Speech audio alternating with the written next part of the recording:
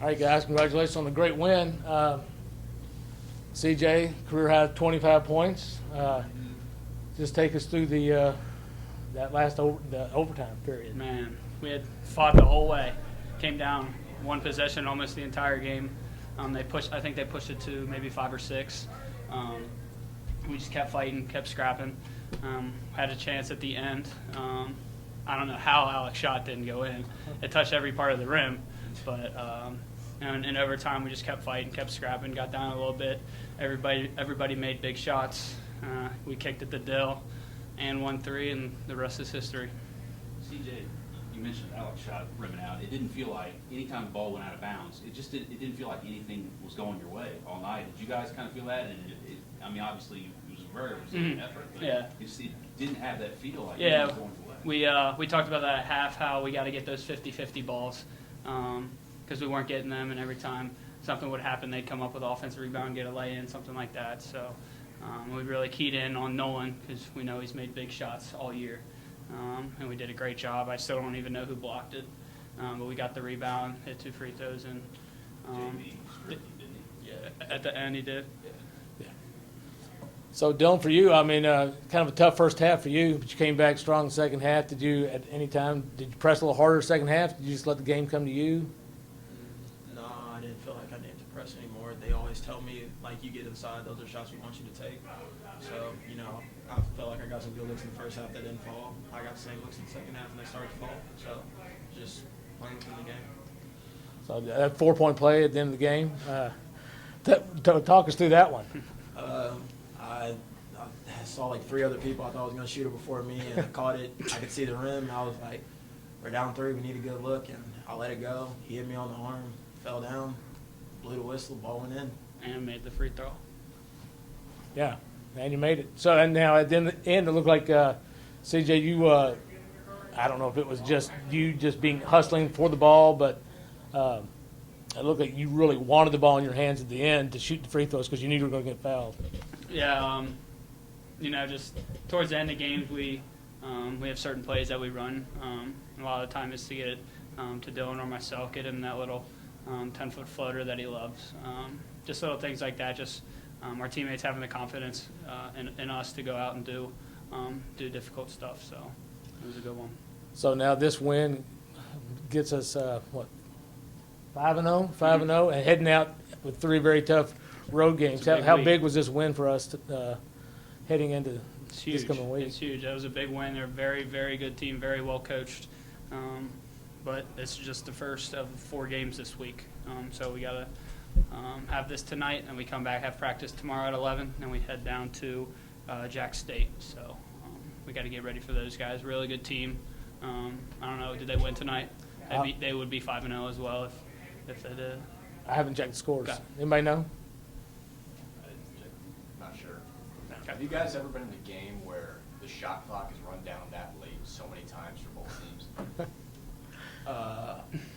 I really don't know. I really didn't pay attention to it that much. I think it's hard to tell sometimes what it's unless like the ball goes out of bounds and there's like 3 on the clock kind of out underneath or something like that. Once you just get playing within the game, that's just kind of a part of it. You don't really think about it that much. CJ, how about your tying 3? I mean, you had missed a couple, and then you didn't seem like you had any compunction about not taking that shot. We ran. I think Dylan set a screen for me, and he was being guarded with a big most of the night, and they weren't doing. He wasn't hedging or trapping or anything like that. So I got a little space and fired it. But just when coach calls those plays, we just have to step up, and our teammates have the confidence in us to take those shots. So what about this game too? It seemed like it had more reviews to look at time. Did that play into Bellarmine's hands, you think? Did it give you guys time to maybe get your legs back? Or Not that last one. I guess, yeah, when you start to get into your legs, and especially in overtime.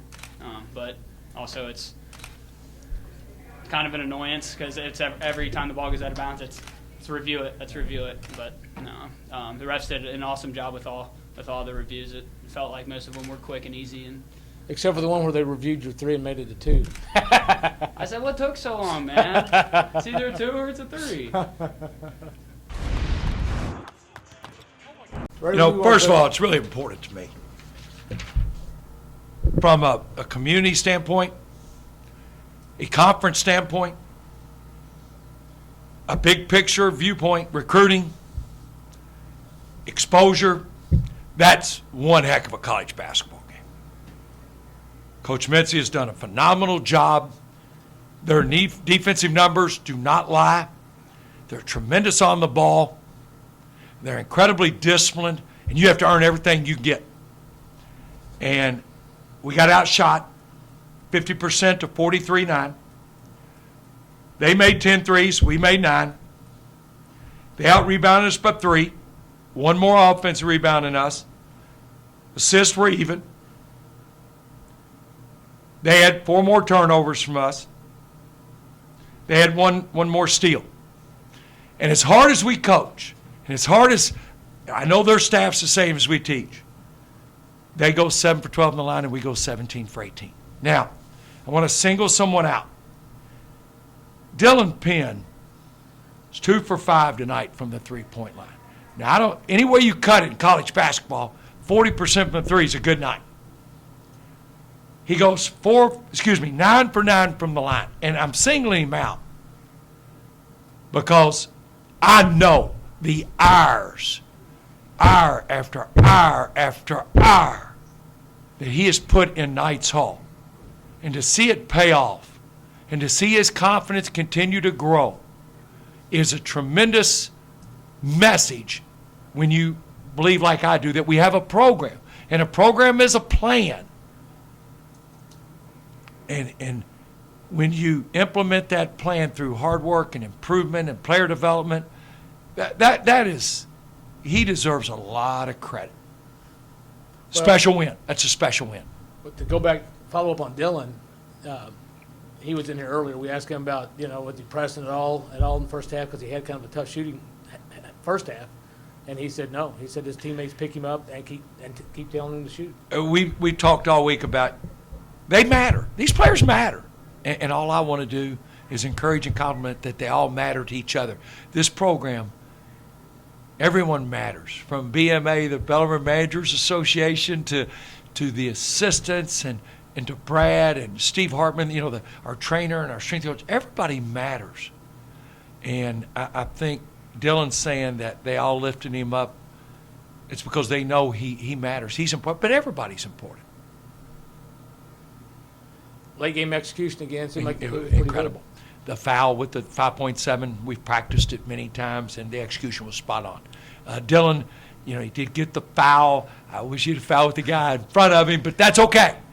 I'm not. And we'll continue to break that down and keep teaching and teaching and teaching. A lot of, again, I'm going to repeat it. When you learn from being successful, success will continue to breed success. Let's ask about it. 3 games coming up next week. It's going to be a busy. Well, it's 4 games in 8 days. It's tough, the last 3 on the road. We'll practice in the morning at 11, leave at 1. We got a 6-hour drive. We'll get back 4 to 5 in the morning on Tuesday morning, be off Tuesday, practice Wednesday morning straight to the airport, a direct flight to Orlando, bus an hour over to land, play Stetson, who won tonight. Thursday night, practice Friday morning, bus 4 hours over to play Florida Gulf Coast in Fort Myers. And then Sunday, it's a 7:30 tip Saturday night. Sunday, we have a 6 a.m. flight. That'll be at 3:30 wake up, 4 o'clock bus. We fly from Louisville to Baltimore to change planes to get back to Louisville. Add it into an overtime tonight. That's 4 games in 8 days. Then Artis Gilmore. It's incredible. It's incredible. Got a great reception. Bellarmine saluting Artis Gilmore is purely first class. Artis Gilmore deserved that recognition because he earned it. Believe me, I'm one of the greatest, and I'll never divulge. I snuck into more Colonels games than anyone. Believe me, and I'll never say how I did it, but I did. Lived right on Central Avenue, and I snuck in a lot of Colonel games. Adam, you got anything? Coach, maybe just the resiliency. It seemed like every time you deflected the ball, it went in. Every time the ball went out of bounds, it went to them. CJ has a 3 changed to a 2. It was just like. We you missed guys- some at the rim opportunities. They seemed like they made everyone. They hit the dagger late in the shot clock. You know, with the shot clock buzzer going off for a 3, your resiliency is a great point. I think, you know, go back to last spring. They're the ones that coined the phrase believe. That came from them, not me.